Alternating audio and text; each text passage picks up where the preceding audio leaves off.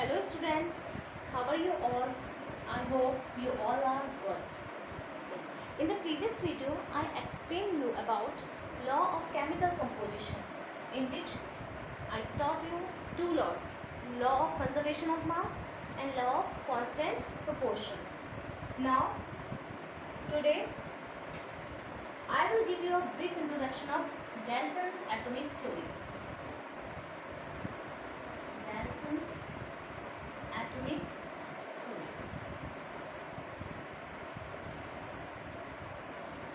Now, what is Dalton? Dalton. Who is Dalton? Dalton is a scientist. His name is John Dalton. He belongs to England. And in 1808, he gave his theory.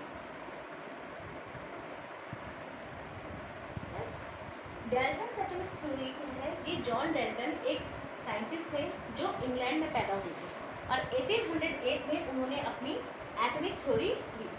और यही theory जो है ये एक तरीके से foundation है modern chemistry.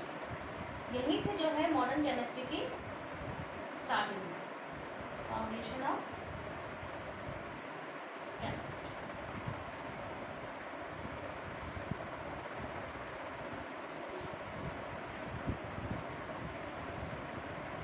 Also, he is the first one who calculate the mass of atoms of several elements.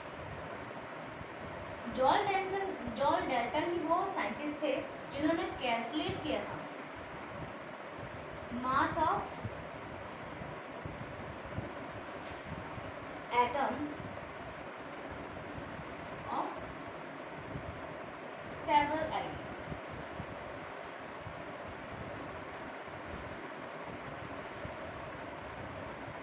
इनकी जो थ्योरी थी डाल्टन, जिन्हें हम डाल्टन्स एटॉमिक थ्योरी के नाम से भी जानते हैं, इसके कुछ हमारे एजम्पशन हैं जो उन्होंने एजम्पशन क्या कह सकते हैं, हम उन्हें कह सकते हैं, ठीक है, जिनके बेस पे हमारी मॉडर्न केमिस्ट्री अब डेवलप हो रही है। बेसिकली इनकी एटॉमिक थ्योरी के 10 एजम्पशंस हैं।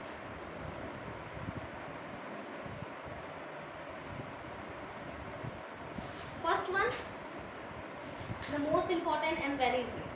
All the matter is made up of very small particles called atoms. First one, matter is made up of atoms. पहला एजम्पशन क्या कहता है कि जितने भी मैटर है, मैं थोड़ा शॉर्ट में लिख रही हूँ, कि जितने भी मैटर हैं वो बहुत छोटे छोटे पार्टिकल्स, ऐसे पार्टिकल्स जो फर्दर डिवाइड नहीं हो सकते, जिन्हें हम एटम्स कहते हैं, ये उनसे मिलके बना है। Second assumption is atoms can neither be divided, atoms cannot be divided, कि एटम्स को हम इससे ज़्यादा फर्दर शॉर्ट नहीं कर सकते। Third one, it can neither be created and destroyed. It can neither be created or destroyed. Atoms को ना तो हम बना सकते हैं ना ही हम उसे डिस्ट्रॉय कर सकते हैं। ये जो assumption है, this assumption is based on law of conservation of मास। अब हमारा लॉ ऑफ कंजर्वेशन ऑफ मास क्या कहता है कि the total mass remains constant. तो ये जो हमारी एजम्पशन है कि हम एटम को ना तो बना सकते हैं ना डिस्ट्रॉय कर सकते, यानी एटम जो है वो हमारा क्या है, हमेशा सेम रहेगा। तो ये हमारा जो एजम्पशन है ये बेस्ड है law of conservation of mass पे। Fourth one, atoms are of various kinds. Atom जो होते हैं वो अलग अलग प्रकार के होते हैं।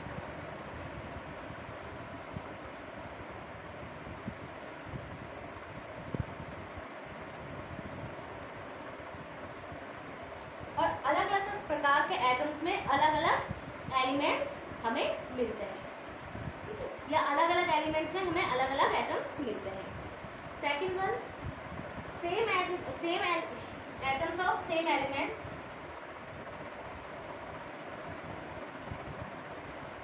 are identical.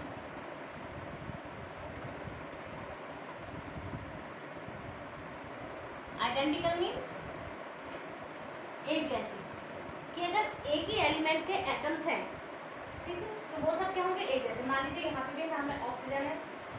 Suppose for example कि मेरे पास ऑक्सीजन का कोई एलिमेंट है, ठीक है, आपके पास भी ऑक्सीजन का कोई एलिमेंट है, आपके फ्रेंड के पास भी ऑक्सीजन का कोई एलिमेंट है. तो ये तीन एलिमेंट है ऑक्सीजन के. तो आइडेंटिकल का मतलब क्या है कि जो भी प्रॉपर्टी मेरे वाले ऑक्सीजन एटम की होगी, उसका मास, उसका साइज या उसकी केमिकल प्रॉपर्टीज, फिजिकल प्रॉपर्टीज जो मेरे वाले ऑक्सीजन एटम की होगी वही आपके वाले की होगी, वही आपकी फ्रेंड के भी होगी. हालांकि ऐसे पॉसिबल नहीं है, but this is only for an example. ठीक है, कि जितने भी एलिमेंट, अगर सेम एलिमेंट है तो उनके जितने भी एटम्स हैं वो सारे क्या होंगे, आइडेंटिकल होंगे. 6 1 क्या है, 6 1 इसका रिवर्स है. Atoms of different elements are different, कि अलग अलग एटम्स के, अलग अलग एलिमेंट्स के जो एटम्स होंगे वो डिफरेंट होंगे. जैसे कि कार्बन है, ऑक्सीजन है, हाइड्रोजन है, तीनों अलग अलग एलिमेंट्स है. तो कार्बन के जो एटम्स होंगे इनकी प्रॉपर्टीज अलग होंगी, इधर फिजिकल और केमिकल प्रॉपर्टीज. ऑक्सीजन की केमिकल और फिजिकल प्रॉपर्टीज कार्बन से अलग होगी, हाइड्रोजन से अलग होगी. ठीक है, अब आप ये मत कहिएगा कि ऑक्सीजन और हाइड्रोजन तो हमारी गैसेज हैं, ये कि जो आगे आप पढ़ेंगे. पर नॉर्मली क्या है कि अगर अलग अलग एटम है तो उनकी अलग अलग प्रॉपर्टीज होंगी. सपोज कीजिए आपके घर में भाई बहन है, ठीक है, तो दोनों अलग अलग हैं तो उनकी पर्सनैलिटी की प्रॉपर्टीज भी अलग अलग होंगी. 7th one, chemical combination between elements consists in the joining together of atoms of these elements to form molecules of compounds. ठीक है, कि केमिकल कॉम्बिनेशन होता है जब टू फॉर्म मॉलिक्यूल्स. इसका सिंपल कहने का मतलब ये है, chemical combination to form molecules. ठीक है, अगर हमें किसी एलिमेंट के मॉलिक्यूल्स बनाने हैं, ठीक है, तो वो क्या होंगे कि उन एटम्स के जो एलिमेंट्स हैं वो आपस में जुड़ जाएंगे. तो ये हमारा क्या हो जाएगा, तब उनके बीच में जो होगा वो एक केमिकल कॉम्बिनेशन होगा जिसके बेस पे वो मॉलिक्यूल्स बनेंगे. Next one, number and kind of atom in a given compound is fixed.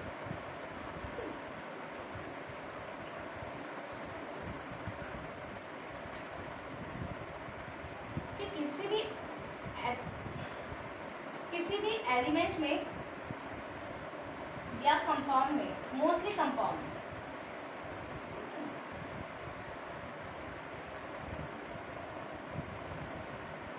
Fix number of atoms होते हैं.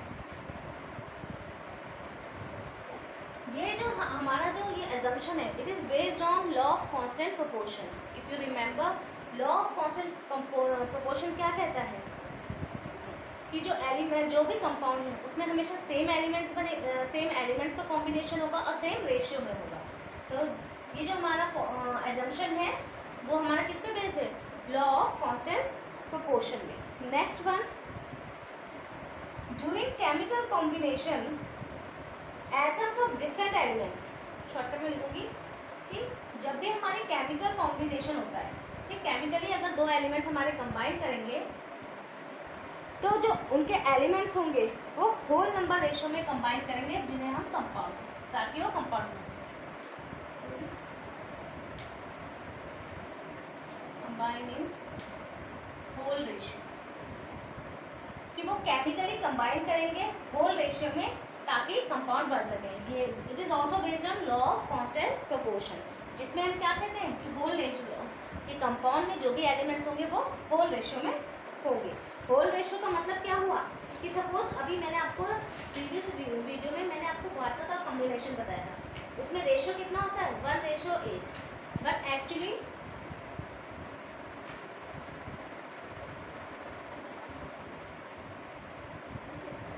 वाटर के केस में हमारा जो कॉम्बिनेशन रेशियो क्या था, 1:8. This is whole number, but actually ratio होता है 111:89, जिसको होल नंबर के हमने रेशो में कन्वर्ट कर दिया है। And the last one is 10th one, atoms of same elements combine in more than one ratio to form one compound.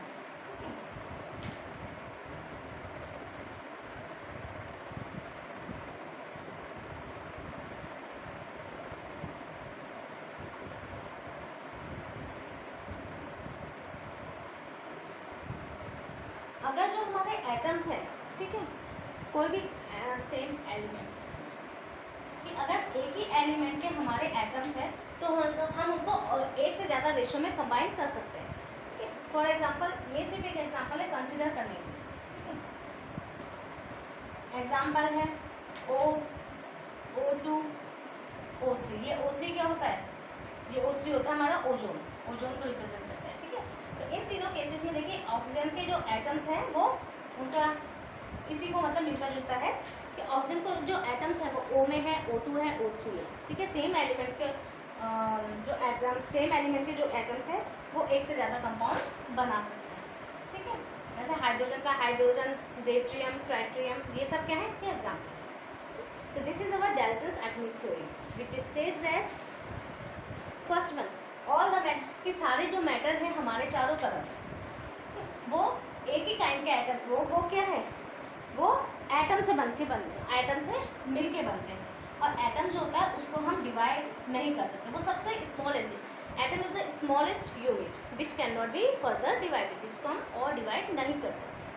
Third one, atoms को ना हम क्रिएट कर सकते हैं ना हम बना सकते हैं, यानी वो एज इट इज जैसा है वैसे हम रखेंगे।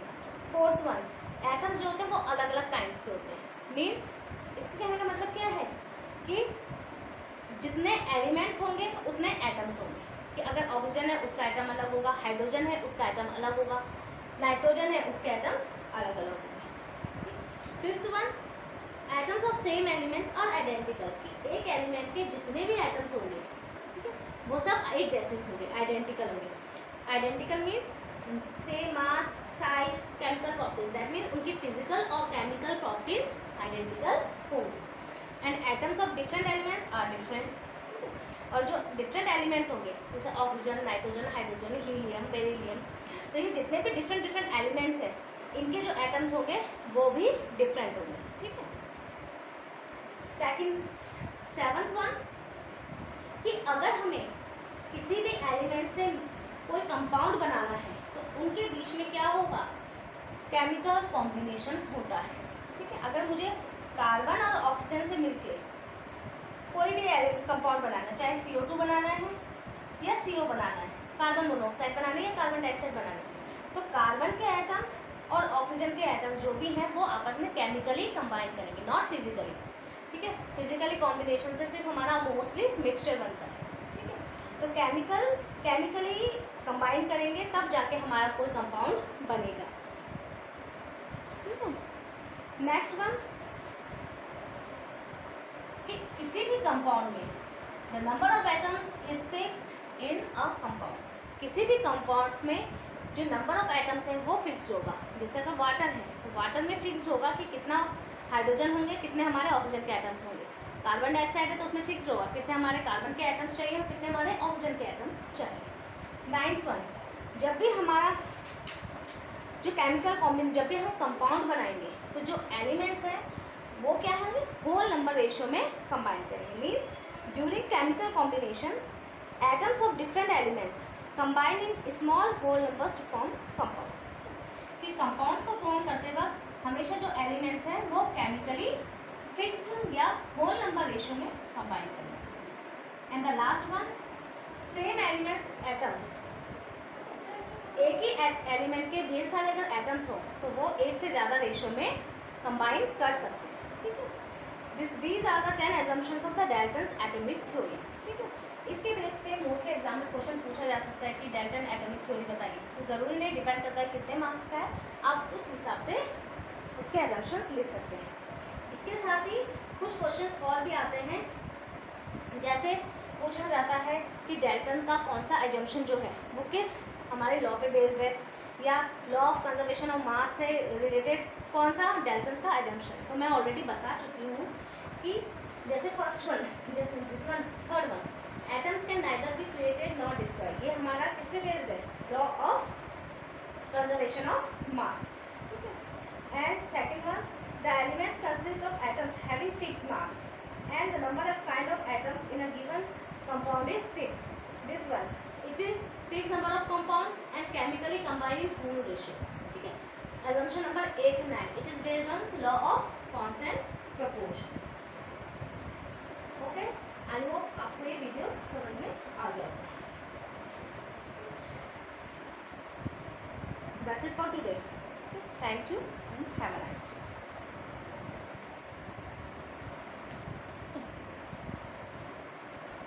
साथ ही साथ अब डाल्टन्स तो हमने पढ़ लिया कि डाल्टन का क्या है, इसके क्या क्या मतलब क्या क्या इसने एजम्पशंस दिए थे जिसके बेस पे हमारी मॉडर्न केमिस्ट्री की फाउंडेशन हुई। Now the next one is drawback of Dalton's atomic theory, कि डाल्टन्स ने जो थ्योरी दी थी उसके ड्रॉबैक क्या थे, क्योंकि नॉर्मली कहते हैं कि इसके बाद भी कई हमारे साइंटिस्ट हैं जिन्होंने अपनी अपनी एजम्पशन अपनी अपनी थ्योरीज दी है। तो डाल्टन के बाद इसके से जो ड्रॉबैक्स थे सबसे पहले अब हम वो पढ़ेंगे।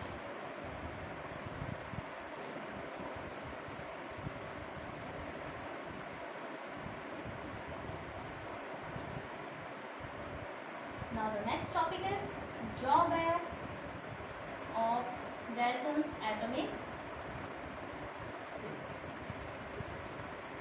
First one इसमें क्या क्या था, atoms cannot be divided। Dalton ने कहा था कि एटम क्या होता है, सबसे एटम्स होता smallest unit which can not be further divided, कि एटम्स जो होते हैं वो सबसे छोटी यूनिट होती है जिसे हम डिवाइड नहीं कर सकते। लेकिन क्या है कि बाद में जब रिसर्च हुई है, ठीक है, जब हमने रिसर्च की तो ये फाइंड आउट हुआ कि एटम्स जो हैं उनको हम फर्दर डिवाइड कर सकते हैं, किसमें, electron, proton and neutron. These atoms consist of electron, proton and neutron, ये तीन जो हैं ये भी एटम्स के ही इनसाइड पार्ट्स हैं, ठीक है। तो ये जो डाल्टन का एजम्पशन था कि एटम्स को हम डिवाइड नहीं कर सकते, ये यहाँ पे गलत हो गया, ये इसकी कमी थी, क्योंकि बाद में फर्दर अंडर स्पेशल सर्कमस्टांसेस हम ये फाइंड आउट हुआ कि एटम्स के अंदर भी इलेक्ट्रॉन, प्रोटॉन और न्यूट्रॉन होते हैं, ठीक है। या ये हम ये कह सकते हैं कि जो एटम्स है वो इलेक्ट्रॉन, प्रोटॉन और न्यूट्रॉन को मिलके बनता है। ये जो ये तीन है ये मैं आपको नेक्स्ट चैप्टर में पढ़ाऊंगी, ठीक है। सेकंड ये था कि इन्होंने क्या कहा था, atoms of different elements can have the same mass.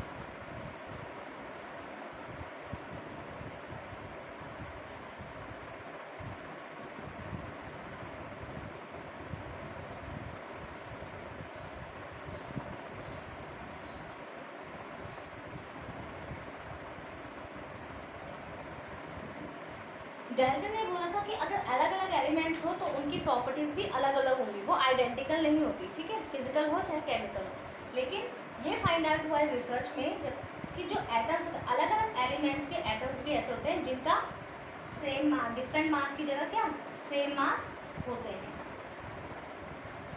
Same mass होने पे क्या है, ऐसे एलिमेंट्स, ठीक है, ऐसे एलिमेंट्स जिनके सेम मास होते हैं लेकिन उनका क्या है वो, लेकिन वो होते अलग अलग है, उनको हम बोलते हैं आइसोबार्स।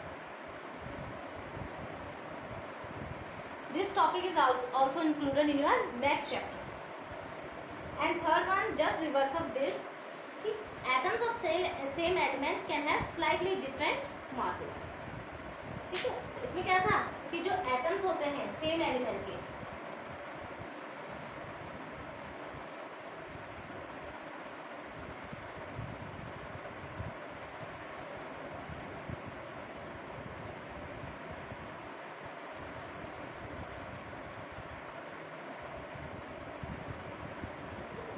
इन्होंने क्या कहा था कि एटम अगर सेम एलिमेंट के एटम्स होंगे तो वो आइडेंटिकल होंगे। आइडेंटिकल मतलब उनकी सारी केमिकल और physical properties they are identical in every respect, but identical every respect मतलब उनका सेम मास होगा। लेकिन अगेन ऐसा फाइंड आउट हुआ है कि कुछ एटम्स अगर सेम एलिमेंट्स के एटम्स हैं तो उनका क्या होता है, डिफरेंट मास भी होते हैं, ठीक है। जैसे अभी मैंने आपको हाइड्रोजन का एग्जांपल बताया, हाइड्रोजन है, डाइट्रियम है, ट्राइट्रियम है,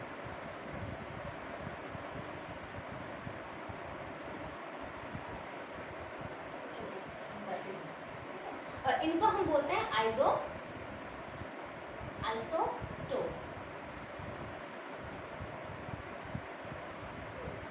तो ड्रॉबैक तो these three are the drawbacks of Dalton's atomic theory, ठीक है। तो फर्स्ट ड्रॉबैक क्या है कि डाल्टन ने क्या एज्यूम किया था कि atoms cannot be divided, कि एटम्स को हम फर्दर स्प्लिट आउट नहीं कर सकते, but later it was find out that atoms are made up of electron, protons और न्यूट्रॉन्स, कि जो एटम्स है उनके अंदर इलेक्ट्रॉन, प्रोटॉन और न्यूट्रॉन तीनों होते हैं।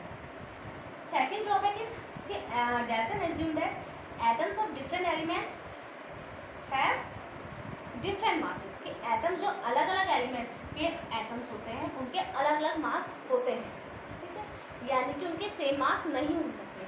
अगेन रिसर्च में ये फाइंड आउट हुआ है कि अलग अलग एलिमेंट्स के जो हैं वो सेम मास हो सकते हैं, और ऐसे एटम्स को हम आइसोबार बोलते हैं। थर्ड एजम्पशन कि atoms of same elements are identical, कि एक ही एलिमेंट के जितने भी एटम्स होते हैं वो सब क्या होते हैं, आइडेंटिकल, यानी सेम होते हैं, उनका सेम मास होगा, बाकी same mass, same size, same chemical properties.